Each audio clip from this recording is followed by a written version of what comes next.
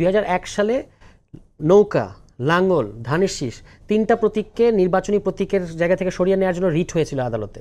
তখন আদালত কারণ কি? কারণ প্রত্যেকটা মার্কাই হয় কোনো সংস্থার অথবা কোনো মানে জাতীয় প্রতীকের অংশ। ধানের শীষের ব্যাপারে স্পেসিফিকভাবে এটা বলা হয়েছিল যে এটা জাতীয় প্রতীকের অংশ, সুতরাং এটাকে বাদ দেওয়া উচিত। নৌকার ক্ষেত্রে বলা হয়েছে এটা মনোগ্রাম, লাঙ্গলও কিন্তু আনসারের মনোগ্রাম, এইটা করে একজন রিড করেছিলেন। তখন আদালত একটা জাজমেন্ট দিয়েছিল, বলেছিল যে এতে করে জনগণের কোনো বিভ্রান্তির সৃষ্টি হচ্ছে না এবং এটার সাথে কোনো কন্ট্রাডিকশন নাই, সুতরাং এরা প্রতীক হিসেবে থাকতে কোনো সমস্যা নাই। ফলে আপনি বুঝতে পারছেন যে ইসি আমাদেরকে বলেছে একদম ইনফর্মালি, যখন আমরা ওনারা যখন চা খাওয়ার ফাঁকে বলেছেন যে আমরা তো একটা পজিশন নিয়ে ফেলেছি, এখন থেকে কিন্তু সরে আসা যাচ্ছে না, আপনারা একটু আদালতে যান। কিন্তু আদালতে কিন্তু ইস্যুটা সেটেলড। ওনারা আমাদেরকে ভাবছেন যে আদালতে পাঠিয়ে দিয়ে আদালতকে দিয়ে না বলি আমাদেরকে একটা ব্লাফ দিবেন আর কি। কিন্তু আদালতে কিন্তু এটা 2006 সালে, আমি আজকেই জাজমেন্টটা দেখতেছিলাম, আপনার লাগলে আমি আপনাকে দিব, যে সেখানে বলা হয়েছে পরিষ্কারভাবে একই জিনিস নিয়ে তো আপনার বারবার যাওয়া দরকার নেই।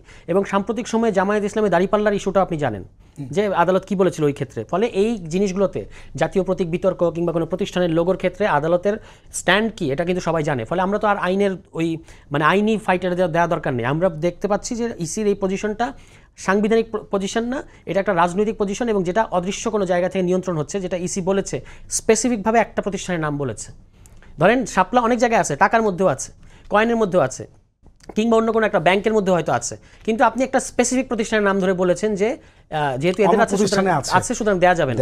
বোঝা যায় যে রিমোট কন্ট্রোল, যেটা হাসনাত আব্দুল্লাহ বলেছেন যে এটা আগারগাঁওয়ের রিমোট কন্ট্রোলটা নাই।